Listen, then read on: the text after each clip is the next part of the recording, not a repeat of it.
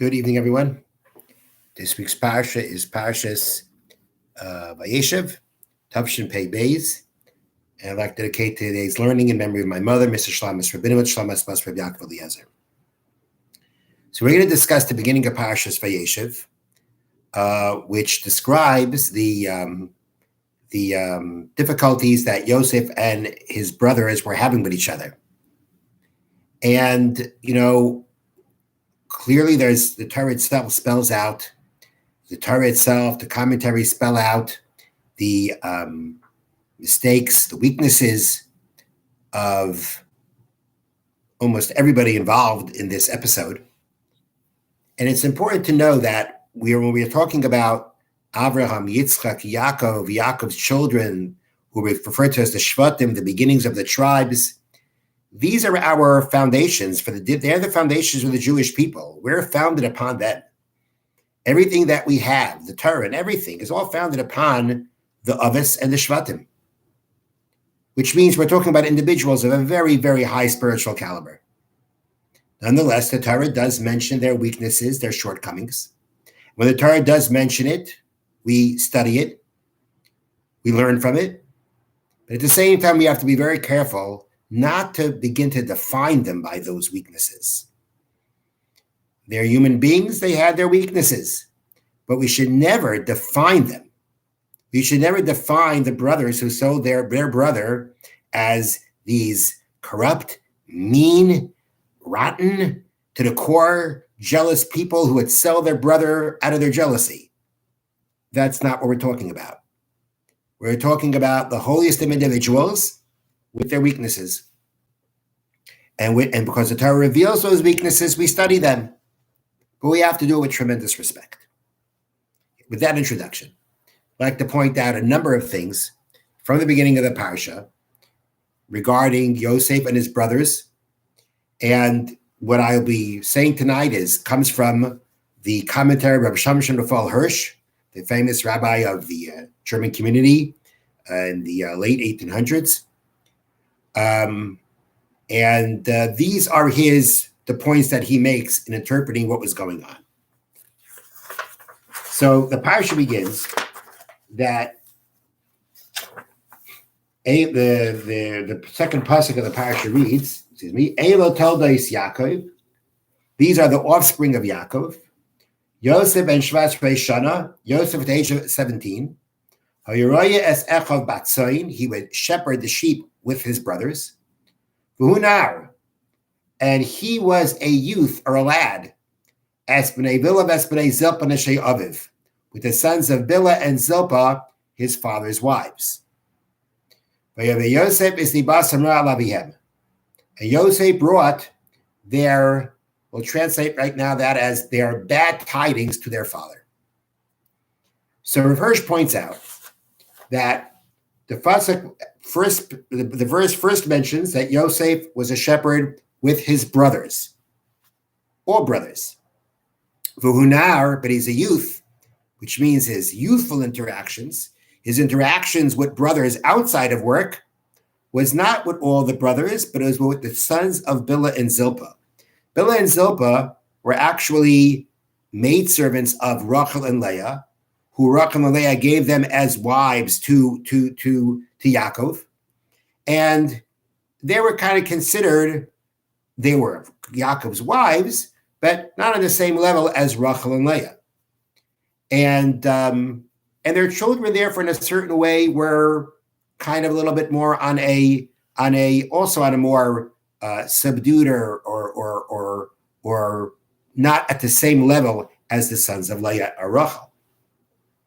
So the Torah mentions Yosef at work, it's with all his brothers.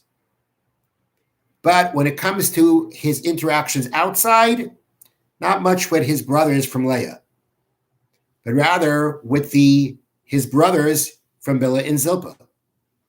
And Rav Hirsch explains that this is the first weakness of Yosef. This is the first part about Yosef that created some of the issues.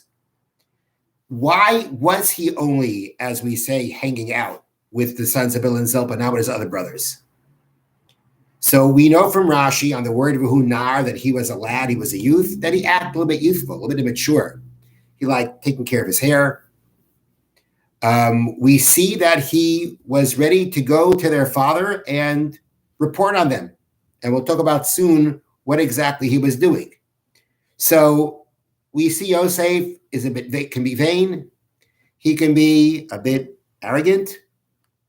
And therefore, who does he hang out with? He hangs out with the sons of Bilhah and Zilpah, who would be quicker to submit themselves to him than his other brothers from Leah. So Yosef has already this separation from his brothers. Now, it says, Yosef Yosef brought their diba ra, their bad diba. So Rav Hirsch explains diba, again as a report, but it's more like little stories. They translated here in the Rav Hirsch's Chumash as tittle tattle. These kinds of little rumors, little stories that were going around about the brothers. And Yosef would report those stories to their father without excusing them or finding any kind or trying to find the benefit of the doubt. He brought their tidings ra, in an evil way, in a bad way, in a nasty way. He told over the stories and he always gave it over in a negative way. That's not going to make you too endearing either, to always not excuse them and not to find any benefit of the doubt. But this is what's happening. This is the starting point with Yosef. Now, nonetheless, with all these weaknesses, the next pasuk reads, V'Yisrael Abbas Yosef Mikol Banav, and Yisrael, that's the other name for Yaakov. Last week's Parsha, the angel gave him the name Yisrael. Yisrael Abbas Yosef Mikol Banav. Yisrael loved Yosef from all his sons, because he was a son of his old age. And his pas made from a special code of distinction. Now, Yisrael loves Yosef from all his sons, which we explain typically as he was a son of his old age. Rav Hirsch says ben zekunim. Those translation of those of those words are ben zekunim, a son of old age. Rav Hirsch explains that to mean that Yaakov saw himself living on in Yosef. All the spiritual acquisitions that he had acquired were passed on to, were part of Yosef. Yosef had them. And therefore, Yaakov sees Yosef as the Ben Zekunim, the son of his old age, the son through which he will live on in most. Which means, as Rav Hirsch points out, that Yaakov sees in Yosef exceptional qualities. He sees greatness, budding greatness. And it's really interesting that here the name for Yaakov is Yisrael, and the first two times Yaakov is mentioned in the Parsha, Vayeshev Yaakov, Elo told us Yaakov, it says the name Yaakov. Here it changes to Yisrael. Yisrael is the name of Yaakov is a name that describes Yaakov on a higher spiritual level than the name Yaakov. And that means that Rav Hirsch points out that the perception that Yaakov had as Yosef was a perception from the vantage point of Yisrael. Even from that higher spiritual point, he recognized the greatness that lied in Yosef. So Yosef had some weaknesses, but Yosef has tremendous potential, tremendous greatness within him. And because of that, Yaakov loves him more than the other sons, which we're not going to get into this right now, but the Talmud does fault Yaakov for singling out one son over the other sons. And not only that, he makes a coded distinction for Yosef, because Yosef is deserving of distinction. Next, we read the brothers' reactions. Pasuk Daled, verse 4 reads, Vayiru Echav, and his brothers saw, Ki oisai, that it was him, Ohav Aviyah Mekel Echav, that their father loved from all his brothers. Vayisnu oisai, and they hated him. V'lo yachlu daber l'shalom, they could not speak with him in peace. So here we see a situation where the brothers see that the father is clearly making Yosef a big favorite, gives him this special coat. And that bothers them. That's hard for them to deal with. More so, says Rav Hirsch. If we read the pasuk reads, and they saw him, and the brothers saw, ki oisai, that he, the father, loved. The fact is, this word "he" is mentioned first. It doesn't just say they saw that their father loved him, that their father loved from all the brothers. That means to say that there's something singular about Yosef that adds to the situation here, and that is the brothers see he, the one who doesn't have much to do with them, the one who is tattling on them. That's the one that the father loves the most. That's really troubling. That really can get to a person. And so the brothers are dealing with a problem. They see that their father is favoring him over them, and that's very hard for them, especially in the light of how Yosef interacts with them. They couldn't speak peacefully with him, which means to say that even if Yosef made gestures of peace, they rebuffed it. They couldn't speak with the V'lo Yachlu. They weren't able. They couldn't tolerate Daber L'Shalom, his speaking for peace. That's an interpretation of Rav Hirsch gives. Even when Yosef made gestures, they didn't trust him. They didn't want to hear from him. And now that leads into the next thing. Yosef has a dream, and he tells it to his brothers. And they hate him even more because of it. Yosef says to them, listen now to this dream that I dreamt. Behold, we were making bundles in the midst of the field. And my pile stood up and became erect. And behold, your bundles came around, and bowed down to my bundle. That's Yosef's dream. So his brother said to him, shall you be a king over us? Shall you rule over us? They hated him even more for his dreams and for his words. Now, if we just quickly review the psukim the verses that we just read, the Torah says Yosef had a dream, told to his brothers, they hated him for it. Yosef says, listen to my dream. He tells them the dream, and the Torah says they hated him more for it.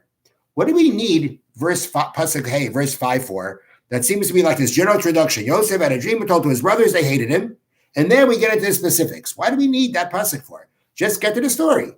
Yosef had a dream. He said to them, listen to my dream. He told them the dream, and they reacted. Why do we have this seemingly introductory verse? And Yosef had a dream, told to his brothers, and they hated him. We're going to see that in the next 3 verses. So Hirsch learns like this. Very, very interesting.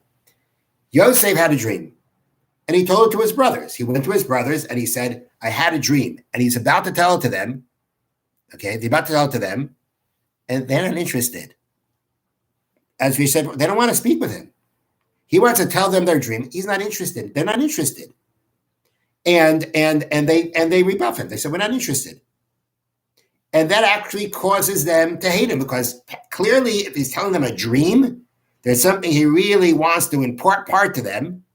And because of their animosity and not very good relationship with him, this kind of thing of trying to make them hear my dream, which clearly is trying to tell them some kind of message that he had in a dream about himself, that causes them to become even more disliking of him. But what happens after that? Yosef says to them, listen now to my dream. He persists. They said, we don't want to hear it. He says, listen now to my dream. He doesn't give up. He pushes them. He persists. You got to listen to my dream. Okay. He tells them the dream.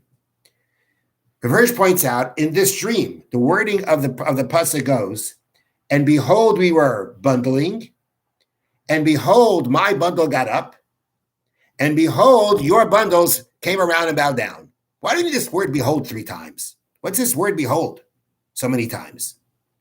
So Rav Hirsch explains that the word v'hinei means to really say that there were 3 moments in this dream. 3 separate things, of course, related to each other, but 3 distinct things that happened. Number 1, behold, we were bundling sheaves. Now, the point of Yosef to say that is like this. The wording is also, we were making bundles besoch hasad, in the middle of the field. It doesn't say in the field, in the middle of the field.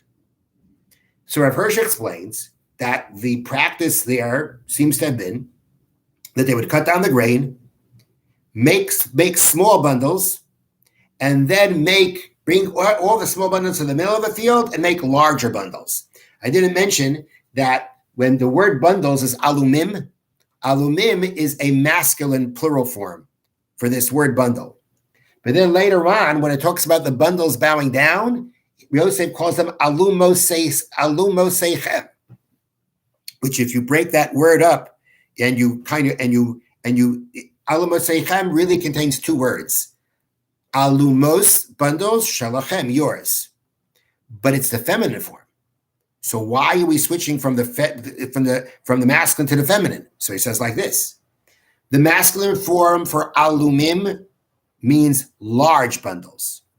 The feminine form means small bundles. So the practice was he used to cut down the grain, make small bundles. Everyone of them brought their small bundles to the middle of the field, and they made big bundles. So Yosef says, "Behold, we were to make large bundles in the field. We were all in this together. This was the plan. Everyone was supposed to come together and make the big bundles. We're all together." And that's Vihine. Behold, this was what was supposed to be. We're all supposed to be together. A very distinct point. But then, behold, my small pile that was supposed to go to the middle with everybody else's, stood up, the Gam Nitzava, and it's erect and strong. I can't move it. I'm ready to do the job that we set out to do, to go ahead and make bundles in the middle. But my bundle gets up, stands erect, and it's not moving.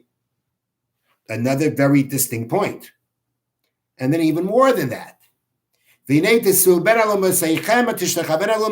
behold, not only is my bundle not going there, but your bundles, your small bundles are coming around and bowing down to mine. And you know what? I didn't ask for it. I was ready to contribute with everybody else. And what happens now? My bundle won't go there. Now it won't go there and then stands alone with everything bowing down around it. So clearly there's some kind of a sign here, something going on here. But look, I'm not the one who's pushing it. That's Yosef's point. I'm not the one pushing it. I was ready to be together with everybody else and contribute to everybody else. And it's against my will that all of a sudden I'm standing out. That's a fascinating interpretation of what's going on here. What did the brothers react? Are you going to rule over us? So it would sound like just the whole idea, like in their mind, he's dreaming about, we're all bowing down to him is a problem. Rav Hirsch points out something more. Because it's interesting, the way he tells the story, he's trying to say, I'm not for it. I'm not trying to do this. I'm not trying to make you bow down to me. But Rav Hirsch points out that what it really gets to the brothers is the fact about what's the content of the dream. The dream is about making bundles. In the dream, they're farmers. In real life, Yosef and his brothers are not farmers, they're shepherds. So why is he dreaming about being a farmer? Why is he dreaming about agriculture? It must be, says Rav Hirsch, that the brothers said that their father already revealed the future of the Jewish people, which they all knew the Jewish people were supposed to develop from them. That their father had already revealed to Yosef the future of the Jewish people as a nation, which at that point in the land of Israel as a nation, they will be farmers, they will have agriculture. And now he's dreaming in that state about being the ruler. To the brothers, Yosef's dreaming things about a future that doesn't exist yet. Thinking about the future in this context, everybody bowing down to him, is to them a very bad sign of Yosef's intent of ruling over them. Because it's not about now, it's about the future of the nation in their mind. And that is why it says, Vayesifu oitznei oisai, they hated him even more. Now, okay, then Yosef has another dream. Now, by the other dream, Yosef says he had another dream, and he told his brothers, and he told them the dream. I had another dream, and behold, you have Hashemesh v'yoreach, the sun and the moon, v'charatzor koychavim, and 11 stars, nishtachem li are bowing down to me. That's the dream. And there's no reaction from the brothers. No reaction. Then it says, Pasuk Yud, verse 10, Vayesap alav el echav. Then he told the dream over to his father and his brothers together. And Vayiga by Aviv, his father scolded him. Vayirmelin said to him, what kind of dream is this?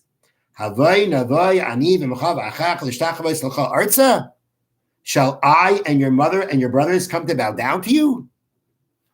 What does it say after that? Vayikanu by Echav, and his brothers became jealous of him.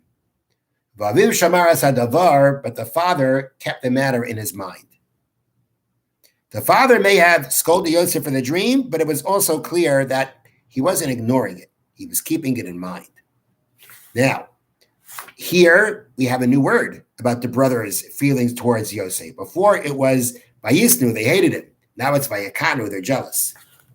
And when they heard the dream from him, no reaction. After the father, there's a reaction. What's going on? Says Rav Hirsch, that when they heard this dream, the other dream, the sheaves, okay, he's thinking about the future, but, it's clear what he's talking about. Here, the stars, the moon, the sun, the moon, the stars bowing down to me, didn't mean much to them. Didn't mean much to them. This is already a little bit more like, kind of more, I can't find the right word here, more up in the sky, this was really something beyond. This wasn't regular stuff. It didn't mean much to them. But then when the father heard it, the father gave an interpretation to it. And the sun and the moon, the stars are his family. And now it's in a context of not only the brothers, it's the father and the mother. And it's in a context of the sun and the moon. That's a worldly concept of rulership. This is a dream about Yosef being a ruler over the world. That already now means something to them. And it means a threat to them. That's already a threat to them. The first one, then he's kind of like, dreaming about these things. You're dreaming about ruling over us? Okay. After this dream gets interpreted by their father, and he gives it a meaning, and it's a meaning of much greater scope than the first dream, they feel threatened. Vayikanu, now they're jealous. They're jealous in the sense, when you're jealous of someone, that means that you perceive that somebody has something that belongs to you. He took something away from you. Here, Yosef is, they now see Yosef as a threat. Now, the next pasuk reads, Vayelchu Echav, and his brothers went, L'rois es tzayin avim b'Shechem, to shepherd the sheep in Shechem. Now, at this point, between pasuk Yud Aleph and Yud Beis, verse 11 and 12, it's at this point that Rav Hirsch gets more into explaining what really got to the brothers. And he points out that the Sforno points out, the commentator of Sforno, who was an earlier commentator from the Rishonim, points out that we have to strive to understand what really was going on in the brothers' mind here. What was really going on? And these are words, I want to read to you from Rav Hirsch's words, because it really, this is what I mentioned in the beginning of the class. After all, we have not to do with a band of robbers and murderers who would lightly commit murder for the sake of a coat. The brothers wanted to kill him. Why? Because the father gave him a coat and they all got jealous. That's why they're going to kill him? That's not the kind of people we're talking about. Not at all. Sforno also points out, which he doesn't mention, that we're talking about the people whose names were engraved on the stones of the Kohen's breastplate that he wore in the Mishkan, in the tabernacle of Beis Hamikdash. If these people were just a bunch of thugs and jealous murderers, their names would not be going into the into the temple, into the Holy of Holies with the Kohen Gadol. It wouldn't be happening. So therefore, again, was there something wrong here? Did they fall short of where they should have been? Yes. But we're not dealing with thugs. We're dealing with very important people. So Rav Hirsch says like this, getting back to what we said before. The father gives the brothers gives an interpretation to the dream of Yosef, and the brothers now feel threatened.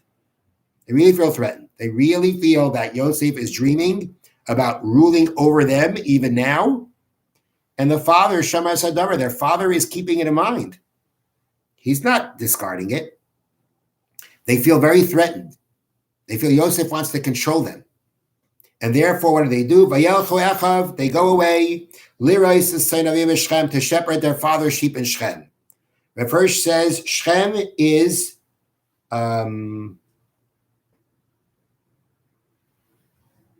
right. Shechem is about 80 kilometers away from Hebron. Yaakov was living in Hebron, and the brothers went to take the sheep to pasture in Shechem, 80 kilometers away. That's a long way to go. And it's also pointed out that over the word S, if you look in the Sefer Torah, there are dots over it. And the Medrash says the dots mean to say that what's going on here is not exactly what it looks like. It looks like the brothers are going to take care of the sheep. In real life, they're taking care of themselves. Taking care of themselves means that they're getting away from Yosef because they don't want to lose their independence. They don't want to lose it. And therefore, they just go. In real life, and the first points out that the first two words, Vayelchu Echav, and his brothers went, has the cantillation, what we call a snachta. And a snachta cantillation is the equivalent of a comma. So you don't read the pasuk as Vayelchu Echav Lirais, his brothers went to pasture the sheep. Rather, Vayelchu Echav, his brothers went to pasture the sheep. Breaking them up means to allude to the idea that when they went, they just went. They had to get away. They left. And they did it under the guise of taking care of the sheep in the Hebron. Okay, so what was really bothering them? So Rav Hirsch says like this. Clearly, they perceive Yosef as trying to rule over them. And the dreams lend itself to that. They're bothered by that because the experience of kings up to now has been a very bad one. The first king that we see in the world after the creation of the world, the first king is a man named Nimrod. And Nimrod is called a warrior before God. He waged war against God. He was the one who told Avram, if you keep believing in God, I'm going to throw you into the furnace. And he threw him into the furnace, the burning furnace. Nimrod was an evil king. He wasn't he was not a benevolent ruler. The subjects were nothing more than another brick in the wall to build up the ruler and his family. Last week's Parsha, at the end of the Parsha, we go through we go through Esav and his children and his generations. And it talks about the chiefs, all the different chiefs that there were amongst the descendants of Esav, the nation of Edom. They weren't too benevolent either. They were cruel rulers. So if somebody wants to rule, then that's not good. Again, in their mind, Yosef is just dreaming this up. And if Yosef wants to rule, the examples of being a ruler, being a king are not good. So they see Yosef as trying to become that kind of ruler that just basically controls them and puts them down, and they're nothing more than there just to be serving the king. And they know that there's a legacy here to carry out. They know that Abraham created a family. Abraham was praised for the fact that he teaches the way of God, of righteousness and justice to his children. Abraham's life, Abraham's family, Abraham's nation is meant to be a nation where everybody is free to serve Hashem. And everybody is valued to serve Hashem. That's what it's about. That's what Avram's legacy is. Well, Yosef surely seems to not want to share that with them. If not at all. I mean, if he's just trying to rule over them, could be he just means to even abandon the legacy of Abraham. But being a king, as was in those days, was clearly not meant to continue the legacy of Abraham of following the way of God. Was meant to control the people for the king to control the person for his personal benefit. And this is what they perceive Yosef as dreaming, because he's dreaming about being a king. And therefore, they feel very threatened. And they feel so threatened by Yosef and his behavior that they feel they have the right to kill him. Because Yosef is not there to benefit them. in their minds and from the way they perceive things. And the father isn't doing anything about it. They need to do something for themselves. And that's why they decided to try to kill him. At the end, they didn't kill him, threw him in a pit. At the end, they sold him as a slave. But this was not just an act of getting back at him because they were jealous of him. They felt threatened by him. And they felt threatened and his behavior lent itself to that threatening enough that they really felt that they had the right to kill him. It's hard for us to comprehend it because we know the end of the story. But being in that situation then was something that was very troubling to them. Yosef's having these dreams. Yosef is being being singled out by his father for prestige. Yosef is dreaming about being a king. The father's not rejecting it. The father's shamas hadavar. He's keeping it in mind. They're in trouble. They're in very deep trouble.